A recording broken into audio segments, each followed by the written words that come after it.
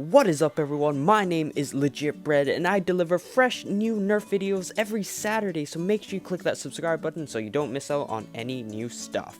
Now, I just more than septupled the ammo capacity of the Nerf Rival Nemesis, but just as a warning, this mod is not perfect. The more balls you add, the more pressure it puts on the internals and it might drain the batteries quicker. So please know the risks before doing this yourself, and I can't take responsibility if anything goes wrong. This Nemesis mod is easy because it requires almost no modding experience and it's cheap since most of the supplies you'll need will probably be lying around in your house. Personally, I spent less than $3 to do this mod. This mod is also super easy to disassemble, no unscrewing, no ungluing, no losing, and just winning. Damn, I sound like an infomercial guy, but it's true. So ready to expand your ammo capacity by more than 7 times? Let's go. First of all, we don't need the hopper, so that can just come off. Now there's a little button inside this notch right here that needs to be pressed down in order for the Nemesis to rev up. So I cut a thin strip from balsa wood and pressed this into the space to hold it down. Make sure the wood piece doesn't cover up the whole notch, otherwise it'd be difficult to take out if you ever want to take apart this mod. To make my own bigger hopper, I was inspired by Cooley's popcorn machine mod where he took an old N-Strike ammo box and slapped it on top of the Nemesis. Originally I was going to use an old shoebox as my hopper, but then I realized it looks pretty ghetto and you can't see how much ammo you have left on the outside. So I crashed my local dollar store and bought these 2 clear plastic containers for less than $3 altogether. Then I had to fill in these gaps on the side. Cutting some cardboard, I freestyled one of the pieces until I was happy with its shape and size and used it as a template for the other side. I reinforced the ends of each piece with packaging tape and then slapped on some masking tape on the ends of the pieces to hold them in the blaster.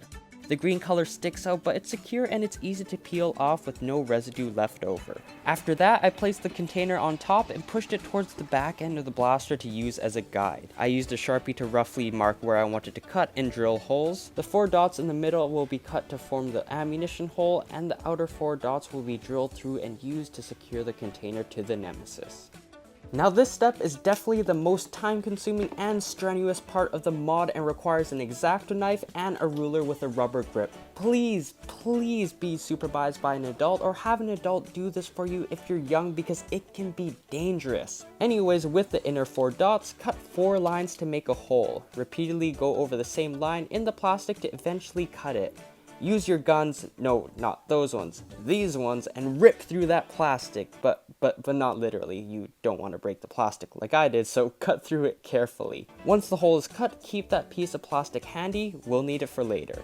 For the last 4 dots, you'll need a drill and some drill bits. To avoid cracking the plastic, I started drilling with a 1/16 drill bit and eventually worked my way up to a 3/16 size drill bit. Once again, if you're young, get a parent to do this, or yeah, you get the point. Next, we have to make ramps in the container so the ammo is directed straight into the hole. I use what I think is commercial printing paper, which is sturdy and bendable. I cut them to size and tape them to the container using packaging tape. For these side ramps, make sure they don't cover the holes we just drilled because we need to access them later. For the front and back ramps, I made them a lot steeper to help direct the ammo into the hole faster. For these ramps, only use tape at the bottom, don't do anything to the top just yet.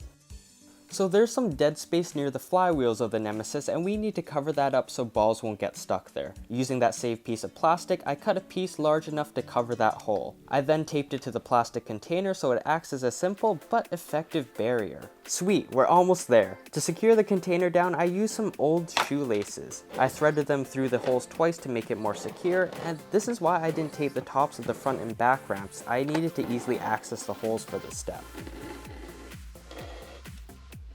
Flip the Nemesis over, tie the shoelaces up like you do with your Yeezys, and there we go. A simple and secure way to attach the container to the Nemesis. Effective? Yes. Ghetto? Also yes. So this step was filmed after I thought I completed the mod, but I realized afterwards I kept getting rounds jammed underneath the agitator, so I needed to cover it up to prevent this. I created a cardboard barrier with slits for the agitator to rotate freely around and taped it to the cardboard piece already attached to the Nemesis. This step is super important for facilitating the balls into the Nemesis and preventing jams. Now let's dump 154 rounds into our homemade hopper.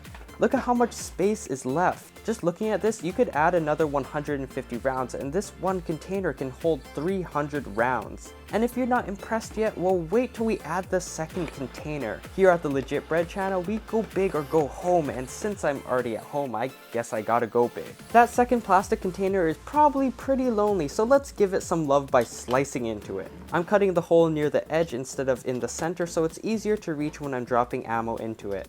Using an X-Acto knife and ruler again, I cut straight through 3 of the 4 sides. For this side, I cut partially into it, enough so that it can bend freely. This will act as a door to prevent high impact rounds from falling out of the hopper.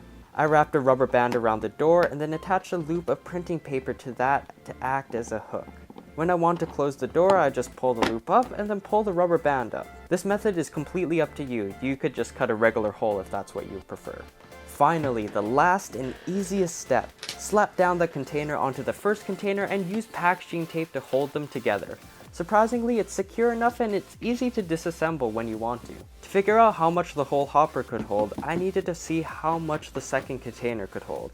I found the bottom layer of the second container could hold 120 rounds. With its depth, it can hold at least 4 layers, so that's 4 times 120 equals 480 rounds. Add that to the 300 rounds the bottom half of the hopper can hold, and that equals 780 freaking rounds. And there we have it, the completed 780 round monster hopper. Unfortunately, I only have enough for 154 rounds because getting enough for 780 rounds would cost me at least 200 bucks, an arm, and my firstborn, but it doesn't matter, you see what this mod is capable of. I'm not 100% sure, but I think adding a crap ton of balls might make the internals work harder because of the extra weight of the balls, possibly draining the batteries quicker. That's the big drawback of increasing your ammo capacity by more than 7 times. However, if you have the Nerf rechargeable battery, then this isn't an issue at all. Like I said, this mod isn't perfect, but for the price to make it and time involved, I still think it's a fun and really useful mod. Thanks for watching, everyone. Now the Nemesis cost me 170 bucks. Is it worth it? Click here to watch my Nemesis review and click here for top 15 Nerf products you didn't know existed. Got an extra 2 seconds? Click that like button and subscribe button while you're at it. Once again, thank you so much, and I'll see you all in the next one.